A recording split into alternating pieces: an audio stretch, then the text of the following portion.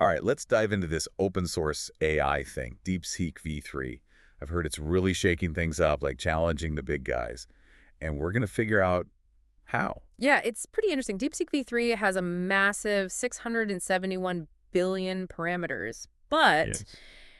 it uses this mixture of experts approach. So it only uses like 37 billion per token. Think of it like you have this huge library, but you're only going to check out the books that you actually need. So it's being super efficient, even though it's got this huge capacity.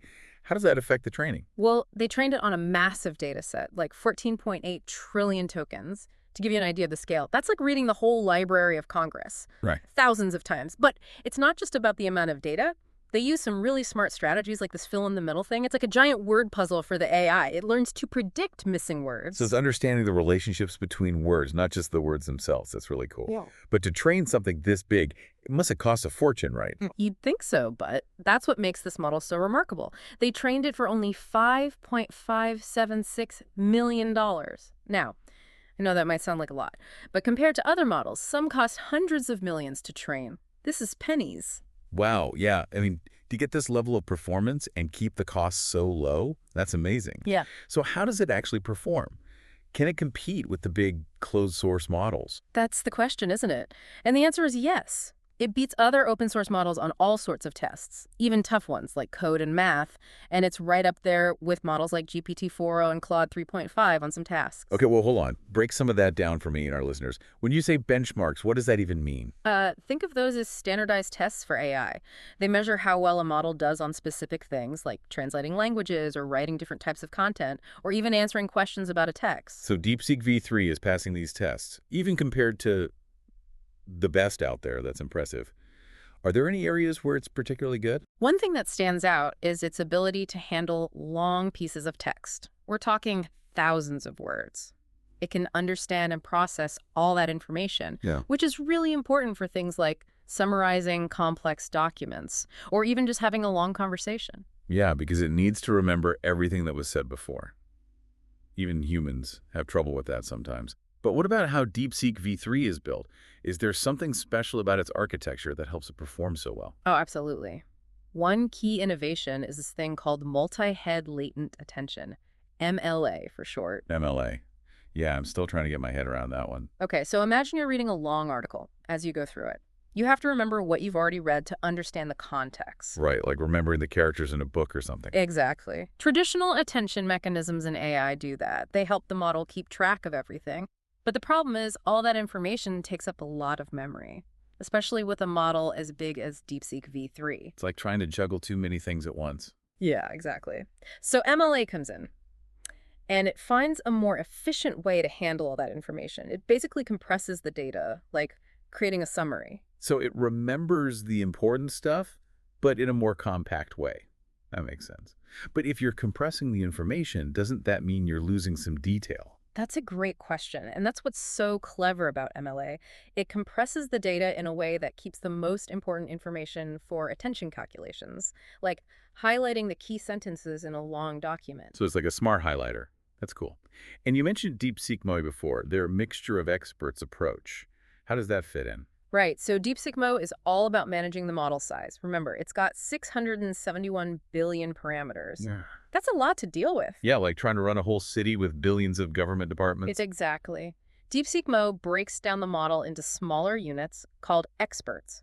Each expert has its own specialty, like different departments in a company. So instead of everyone trying to do everything, Yeah, you have experts who are good at specific things. that's it.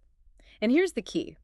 For each word, the model only uses the experts that are relevant to that word. It's like a switchboard operator directing calls to the right department. So it's like having a team of specialists who you call on when you need them. Exactly. That's what makes DeepSeek V3 so efficient. It's only using a small part of its total capacity for any given task. That's really smart. It's like having a huge toolbox. But you only take out the tools you need for that specific job. But with so many experts, how do they make sure the work is spread out evenly, that things don't get bottlenecked? That's where their auxiliary loss-free load balancing comes in. Basically, it makes sure no single expert gets overloaded.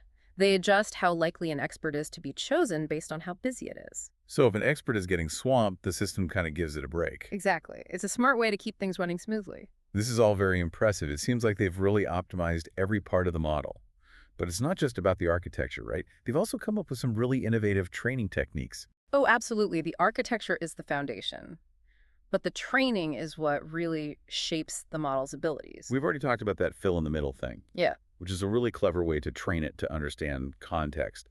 But you also mentioned multi-token prediction, or MTP. What's that all about? MTP is all about speed. Traditional models predict one word at a time, like typing one letter at a time. It works, but it's slow. So MTP is like typing multiple letters at once. Exactly. DeepSeek-V3 can predict multiple tokens simultaneously, which makes it much faster, especially when it's generating text, like a super-powered autocomplete. Wow, that's pretty amazing. But if it's predicting multiple tokens at once, doesn't that increase the chance of making mistakes? That's a good point. But they found that the model is actually right most of the time, between 85 and 90% of the time. So they're getting a speed boost without sacrificing accuracy. That's really clever. It seems like they've really thought about how to optimize every single step. But it's not just about training the model to generate text, right? It also needs to learn to follow instructions.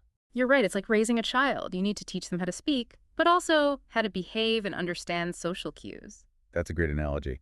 So how do they teach DeepSeek V3 to behave? They use a combination of supervised fine-tuning, or SFT, and reinforcement learning, or RL. SFT is like giving the model clear instructions and examples, like showing a child how to tie their shoes. So it's about giving it guidance and structure. What about RL?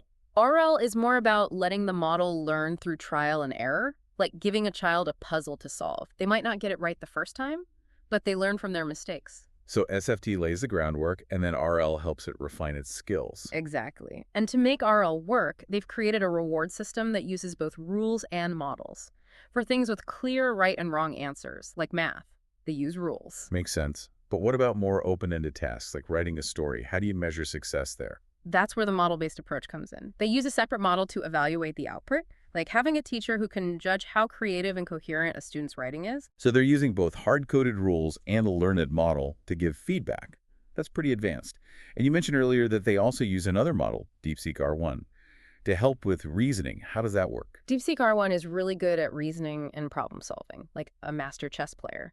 By training DeepSeek V3 to mimic DeepSeek R1, they're basically teaching it to think more systematically and to double-check its own answers. So it's like a mentor guiding it towards more logical responses. Ah, That's fascinating. It sounds like they've really thought about how to combine the strengths of different models. right. But how do they know if these post-training techniques are actually working? They tested on a bunch of benchmarks, including ones that specifically focus on things like instruction following, reasoning, and long context understanding. And the results are really impressive. On tests like IFEVL, which measures how well it follows instructions, it does significantly better than previous versions of DeepSeek. So all that training is paying off. It is. And on frames, which is a test that requires the model to understand and answer questions based on very long texts, DeepSeek V3 is almost as good as the best models out there, which shows how good it is at handling complex information and staying coherent over long stretches of text. That's incredible. It sounds like DeepSeek V3 is more than just a language model. It's actually a really capable thinker and problem solver. But we've been talking a lot about the technical stuff, and I think it's time to step back and think about the bigger picture. What does the emergence of a model like this, which is open source and can rival the big closed source models, what does that mean for the future of AI? And we're back for the final part of our deep dive into DeepSeek V3. We've really gone deep into the technical stuff, the architecture, the training, and it's clear this model is a real breakthrough. Yeah, it's been quite a journey. We've seen how it manages to be powerful and efficient, and how it's shaking things up in the AI world. Absolutely. But now, I want to take a step back, look at the bigger picture. We've talked about the what and the how of DeepSeek V3, but what about the why? What does it all mean? We have this model that's open source that can go head-to-head with the giants. What does that mean for the future of AI? That's the big question, isn't it? And I think it's something the whole AI community is thinking about. DeepSeek V3 is more than just a cool new technology. It could change the way we develop and use AI. Okay, that's a big claim. What do you mean by that? For a long time, the most advanced AI models have been locked away, developed and controlled by a few big companies. Powerful, yes, but mostly inaccessible. to researchers, to startups, to anyone without tons of resources. It's like a VIP club for AI, only open to a select few. Right, but DeepSeek V3, because it's open source, it's breaking down those walls. It's making these advanced capabilities available to everyone. So it's democratizing AI, leveling the playing field. Exactly. Now, researchers all over the world can collaborate on improving it. Startups can use it to create new products and services. Everyone has a chance to be part of the AI revolution. And think about the impact on education. Students everywhere could learn about AI using a model like DeepSeek V3. Experiment with it, build their own solutions. That's a really exciting possibility. Yeah, But it can't all be good, right? There must be some Yeah. risks to making this technology so accessible. you're right. Any powerful technology can be misused. And with AI, the risk is even higher because these models are constantly learning and evolving. It's not just about what AI can do today, it's about what it could do tomorrow. Exactly. We have to think about the long-term consequences, about how to make sure AI is used ethically and responsibly. And we need to have these discussions now, before it's too late. That's a sobering thought, but a necessary one. DeepSeek V3 is more than just a technological leap. It's a societal challenge. It's making us face some fundamental questions about how we live with AI. Absolutely. Well, we've covered a lot of ground today, from the technical details to the bigger picture. As we wrap up, what's the one thing you want our listeners to take away from this deep dive? I think the main takeaway is this. DeepSeek V3 isn't just another AI model. It's a sign of what's to come. A future where AI is for everyone, not just a privileged few. And that future is both exciting and challenging. We need to approach it with curiosity and caution. Well said. And to our listeners, thank you for joining us on this deep dive into DeepSeek V3.